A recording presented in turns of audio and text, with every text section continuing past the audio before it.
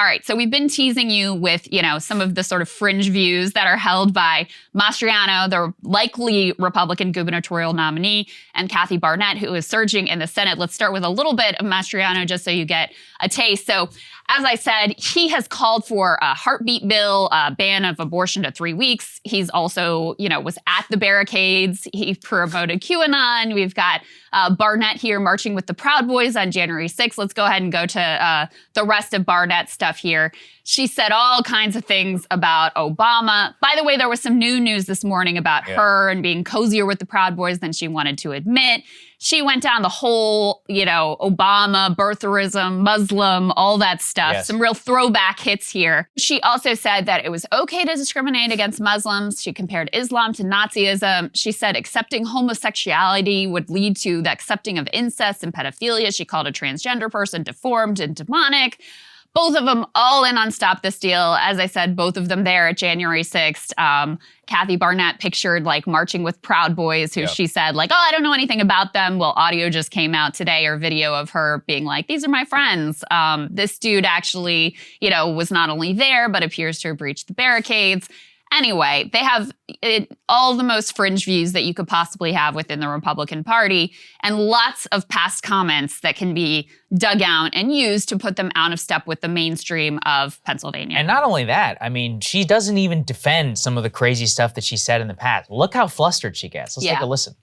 This tweet says pedophilia is a cornerstone of Islam. Yeah, no, I don't think that's me. I would never have said that. Perhaps there were some time traveling hackers, like the Joy Reid situation that went back and tweeted things that she didn't release. Islamophobe. Listen, if you said it, just say it. Just say, I feel differently now. I don't agree with what I said in the past. But to just be like, that couldn't be me. Come on. What is it? This is the thing with Kathy Barnett. She's clearly just a completely untested person. Look, from all the stuff I've seen, she put out these bizarre claims. For example, she was like, I was accepted to officer candidate school. It's like, wait, hold on a second. What does that mean? Did you graduate from an officer candidate school? Right. So the answer appears to be no. She's been clearly lying about some of her, or lying or service, or misrepresenting her service record. That's according to an analysis of her National Guard discharge papers. She said that she served in the military for over 10 years. Not really accurate if you look at the actual discharge from that. She made it seem as she was active duty. Always a bit of a red flag when you have just basic lies about your bio. And then Madison Cawthorn had the same thing, and it should have been a real red flag. Well, she also said that she was like a professor, an associate professor, and then some university said she's a professor in good standing, but then would not clarify any of the years that she's been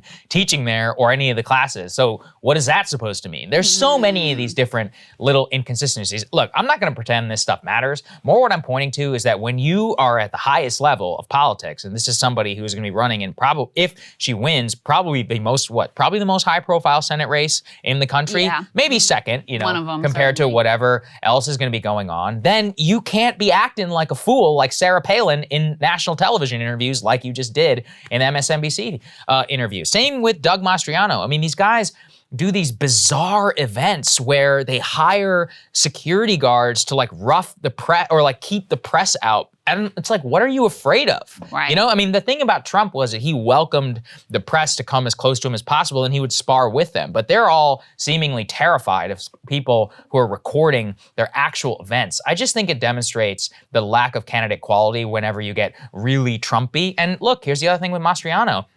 This guy is a full-blown Stop the Steal guy who wants to fire Pennsylvania election officials who certified the 2020 election. And I do think you should believe somebody like that whenever they say it, if they're possibly going to be the next governor of the state. Ask the people of Pennsylvania, do you agree with that decision? I found it interesting to watch how all of the candidates are handling Stop the Steal. So McCormick is willing to really debase himself and be like, yeah, it was stolen. But I watched Oz yesterday in an interview, and he's like, yeah, we need voter ID.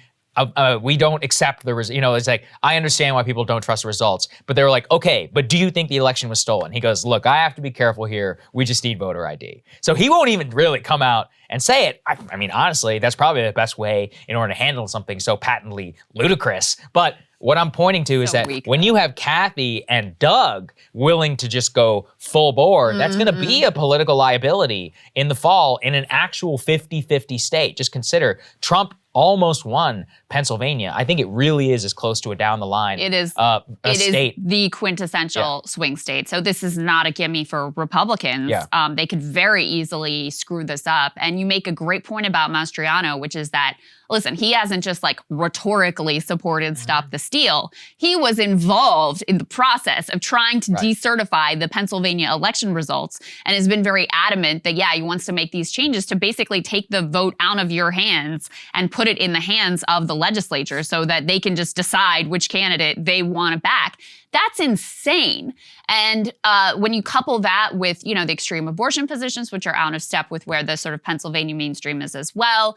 And if you add to that, if you have him and Barnett at the top of the ticket, yeah, I think you could be putting the seat in jeopardy for Republicans. And, you know, on the other side, Fetterman is tested. He's obviously been held in statewide office. He's got a pretty high approval rating. He's obviously got a pretty easy, even though he just suffered from a stroke, it still looks very much like he's going to kind of cruise to getting the Democratic nomination. He's got, you know, and he also kind of goes against Democratic type in terms of how he looks. He's this big, he's like, what, 6'7" or 7 feet? He's like ridiculously tall. He's the mayor of a steel town. He knows how to talk to regular people. So he's no slouch in terms of being a good candidate for the Democrats as well. He's probably one of their better candidates that they're running across the country. So that's why all of this matters a lot and is pretty interesting. Cable news is ripping us apart, dividing the country, making it impossible to function as a society, and making it impossible to know just what is true and what is false. But the good news is they are failing and they know it. That is why we're building something new, a new mainstream, a healthier one, something more trustworthy, something that we are going to need in one of the most pivotal times in American history. We are building up here for the midterms, for the upcoming presidential election, but we need your help. So if you can help us out by becoming a premium member today at breakingpoints.com, we're trying to change America for the better and the entire world. So what are you waiting for, guys? Go to breakingpoints.com and sign up and help us build a new mainstream.